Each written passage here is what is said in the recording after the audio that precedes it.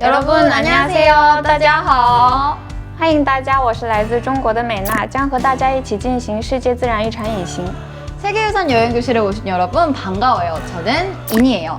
여러분, 오늘 세계유산 여행교실 중국편에서는 중국의 자연유산인 우링위안 자연경관 및 역사지구, 중국의 문화유산인 막고굴, 그리고 상하이 예원 등축제에 대해 알아보도록 하겠습니다. 그럼 먼저 중국에 있는 세계유산들을 알아보러 중국으로 떠나볼까요? 미나쌤, 중국어로 우리 같이 가볼까요를 어떻게 말하나요? 중국어로 같이 가볼까요를 一起去看看吧라고 하는데 같이 해볼까요? 一起去看看吧. 그럼 우리 여행을 시작해볼까요? 하나, 둘, 셋. 一起去看看吧. 여러분, 여기는 중국의 유네스코 자연유산 우링위안 자연경관 및 역사지구입니다. 혹시 장가게라고 들어본 적 있나요? SF 영화 아바타의 모티브가 되기도 했던 장가게는 우링위안 자연경관 및 역사지구의 일부입니다. 武陵源风景名胜区是中国14处世界自然遗产之一. 사진에서 보는 것 같이 비현실적인 자연경관이 무척 아름답고 멸종된 위기에 처한 동물들의 서식지이자 약 3,000종의 식물들이 살아가는 곳이기도 해요. 오, 여러분, 우링위안 자연경관 및 역사지구에서도 특히 암석봉우리들이 정말 눈에 띄지 않나요? 정말 이색적이면서 멋있죠? 이른 사암 기둥은 3억 8천 년 전에 지각 운동으로 해저가 솟아오르고 오랜 시간 물과 바람이 바위를 깎아내면서 생겨났어요. 이런 기둥이 약 3,000개 정도 있고 그중 가장 높은 봉우리의 높이는 1,000m가 넘다고 합니다. 그래서 이곳은 1992년 유네스코에서 세계 자연유산으로 등재되었답니다. 장가게가 국내외적으로 유명해지면서 1994년 다융이라는 도시의 이름을 장가게시로 바꿨다고 해요. 유네스코 자연유산인 장가게가 도시 이름을 바꿀 정도로 큰 영향을 미쳤다는 사실 흥미로운 것 같아요. 그럼 여러분 다음 여행지로 향해 볼까요? 一起去看看吧. 자, 여러분, 중국의 두 번째 세계유산을 알아보기에 앞서 혹시 실크로드를 들어보았나요? 실크로드란 고대 동양과 서양을 이어주던 통로인데요. 이 통로를 통해 먼 거리에 있는 사람들도 경제적으로, 문화적으로 교류할 수 있었어요. 실크로드의 관문으로 불렸던 두낭은 우리의 두 번째 여행지입니다. 이곳은 세계 최대 규모의 석굴 사원이자 두낭에 위치한 중국의 유네스코 문화유산, 중국어로는 모가오쿠, 한국어로는 막고굴입니다. 모가오쿠는 중국 4대 석굴 중 하나로 꼽히며 가장 뛰어난 석굴로 평가받고 있어요. 이곳은 승려가 종교 활동을 하던 장소로 4세기 중반부터 13세기까지 약 9세기에 걸쳐 만들어졌답니다. 특히 이곳에서 발굴된 예술 작품들이 매우 높은 평가를 받고 있는데요. 이곳에서 세계적으로도 규모가 가장 크고 보존 상태가 좋은 불교 예술을 볼 수 있어요. 사진에서 보는 것처럼 불상, 벽화, 서적들이 발견되었거든요. 그리고 제가 아까 전 실크로드는 동서양이 경제적으로, 문화적으로 교류할 수 있는 통로라고 했죠. 그 증거를 모가오쿠에서도 찾을 수 있어요. 일례로 모가오쿠 벽화에서 춤추는 모습을 찾기 쉬운데요. 잔치에서 추는 춤, 결혼식 무용, 궁정 무용과 귀정 무용, 그리고 중앙아시아의 춤 등 다양한 춤을 벽화로 남아 있어요.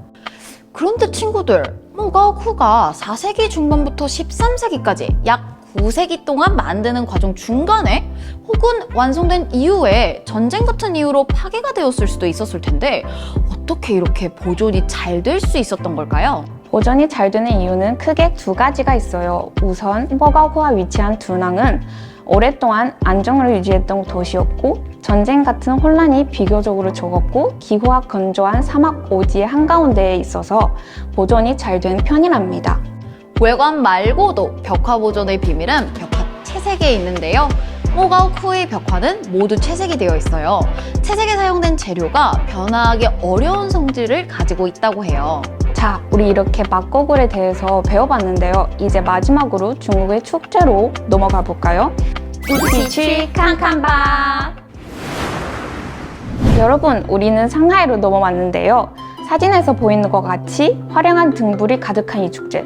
우리는 지금 상하이 어디일까요? 이곳은 바로 예원 등축제입니다. 예원 등축제는 중국의 춘절과 원소절 기간에 맞춰 개최되는데 한 달 3일 정도 진행되는 축제예요. 중국의 정월대보름인 원소절에는 다양한 테마로 만든 등불을 밝힌다고 해요. 다양한 등불이 볼 수 있지만 늘 등장하는 단골 테마는 바로 12지예요. 친구들, 12지가 무엇인지 알고 있나요? 사람이 태어난 해에 따라 띠가 있죠. 쥐, 소, 호랑이, 토끼, 용 등이 12지에 포함됩니다. 올해 2022년은 호랑이의 해여서 이렇게 호랑이 등불이 나왔었어요. 정말 귀엽지 않나요? 중국 예원 등축제에서는 등불 구경 말고도 다양한 방식으로 축제를 즐길 수 있어요. 한 해 평안을 기원하기 위해 사당에 가서 향을 피우고 꽃등을 들고 시장거리를 구경하거나 탕이안이라는 간식을 먹어요. 탕후엔에 대해서 조금 더 설명해 줄게요. 탕후엔은 원소제를 먹는 중국 남부의 전통 간식이에요. 탕후엔은 다양한 소가 들어가 있는데요. 대표적으로 검은 깨와 설탕을 소로 넣을 수도 있고 팥이나 다진 고기로 만들기도 해요. 그리고 탕후엔의 동그란 모양은 가정의 화목과 단란함을 상징해요. 자, 이렇게 중국의 축제와 문화에 대해 알아보았는데요. 이제 같이 체험 활동해보러 넘어가 볼까요?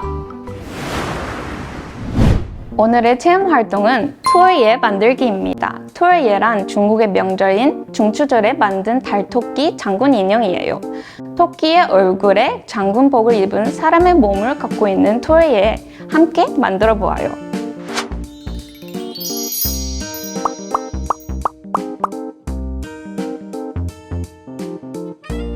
준비한 클레이를 가위로 4등분 할게요. 그중 1번과 2번 클레이를 합쳐 동그랗게 빚어줍니다.